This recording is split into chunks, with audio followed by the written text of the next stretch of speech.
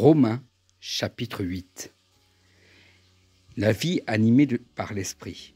Il n'y a donc maintenant aucune condamnation pour ceux qui sont en Jésus-Christ, qui ne vivent pas conformément à leur nature propre, mais conformément à l'Esprit.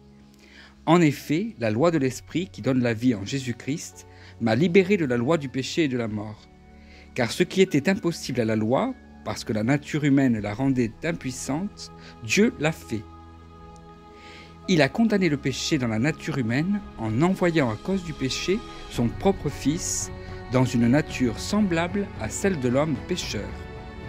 Ainsi, la justice réclamée par la loi est accomplie en nous qui vivons non conformément à notre nature propre, mais conformément à l'Esprit.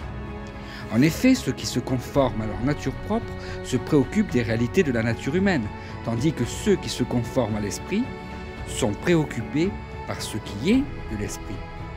De fait, la nature humaine tend vers la mort, tandis que l'Esprit tend vers la vie et la paix. En effet, la nature humaine tend à la révolte contre Dieu, parce qu'elle ne se soumet pas à la loi de Dieu et qu'elle n'en est même pas capable.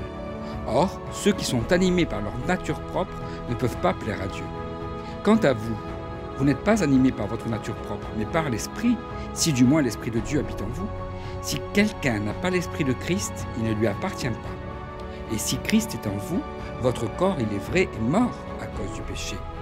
Mais votre esprit est vie à cause de la justice. Et si l'Esprit de celui qui a ressuscité Jésus habite en vous, celui qui a ressuscité rendra aussi la vie à votre corps mortel par son Esprit qui habite en vous. Ainsi donc, frères et sœurs, nous avons une dette, mais pas envers notre nature propre pour nous conformer à ses exigences. Si vous vivez en vous conformant à votre nature propre, vous allez mourir. Mais si par l'Esprit vous faites mourir les manières d'agir du corps, vous vivrez. En effet, tous ceux qui sont conduits par l'Esprit de Dieu sont fils de Dieu. Et vous n'avez pas reçu un esprit d'esclavage pour être encore dans la crainte, mais vous avez reçu un esprit d'adoption par lequel nous crions « Abba, Père ». L'Esprit lui-même rend témoignage à notre esprit que nous sommes enfants de Dieu.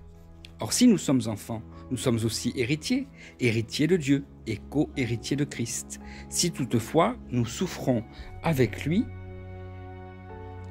afin de prendre aussi part à sa gloire.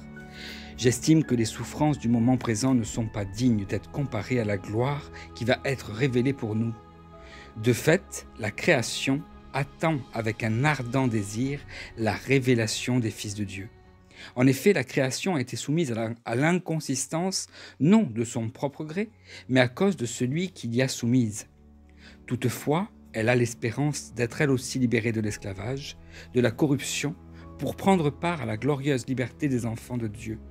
Or, nous savons que jusqu'à maintenant, la création tout entière soupire et souffre les douleurs de l'accouchement. Et ce n'est pas elle seulement qui soupire, mais nous aussi, qui avons pourtant dans l'esprit un avant-goût de cet avenir. Nous soupirons en nous-mêmes en attendant l'adoption, la libération de notre corps. En effet, c'est en espérance que nous avons été sauvés. Or, l'espérance qu'on voit n'est plus de l'espérance. Ce que l'on voit, peut-on l'espérer encore? Mais si nous espérons ce que nous ne voyons pas, nous l'attendons avec persévérance. De même, l'Esprit aussi nous vient en aide dans notre faiblesse. En effet, nous ne savons pas ce qu'il convient de demander dans nos prières, mais l'Esprit lui-même intercède pour nous par des soupirs que les mots ne peuvent exprimer. Et Dieu qui examine les cœurs sait quelle est la pensée de l'Esprit, parce que c'est encore avec lui qu'il intercède en faveur des saints. Du reste, nous savons que tout contribue au bien de ceux qui aiment Dieu, de ceux qui sont appelés conformément à son plan. En effet, ceux qu'il a connus d'avance, il les a aussi prédestinés à devenir conformes à l'image de son Fils, afin que celui-ci soit le premier-né d'un grand nombre de frères. Ceux qu'il a prédestinés, il les a aussi appelés. Ceux qu'il a appelés, il les a aussi déclarés justes. Et ceux qu'il a déclarés justes, il leur a aussi accordé la gloire. Que dirons-nous donc de plus? Si Dieu est pour nous, qui sera contre nous?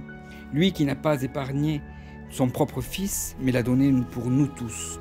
Comment ne nous accorderait-il pas aussi tout avec lui? Qui accusera ceux que Dieu a choisis? C'est Dieu qui les déclare justes. Qui les condamnera? Jésus-Christ est mort bien plus Il est ressuscité. Il est à la droite de Dieu. Il intercède pour nous. Qui nous séparera de l'amour de Christ? Serait-ce la détresse, l'angoisse, la persécution, la faim, le dénuement, le danger ou l'épée? De fait, il est écrit, c'est à cause de toi qu'on nous met à mort à longueur de journée, qu'on nous considère comme des brebis destinées à la boucherie. Au contraire, dans tout cela, nous sommes plus que vainqueurs, grâce à celui qui nous a aimés. En effet, j'ai l'assurance que ni la mort, ni la vie, ni les anges, ni les dominations, ni le présent, ni l'avenir, ni les puissances, ni la hauteur, ni la profondeur, ni aucune autre créature ne pourra nous séparer de l'amour de Dieu manifesté en Jésus-Christ, notre Seigneur. Amen. Soyez bénis.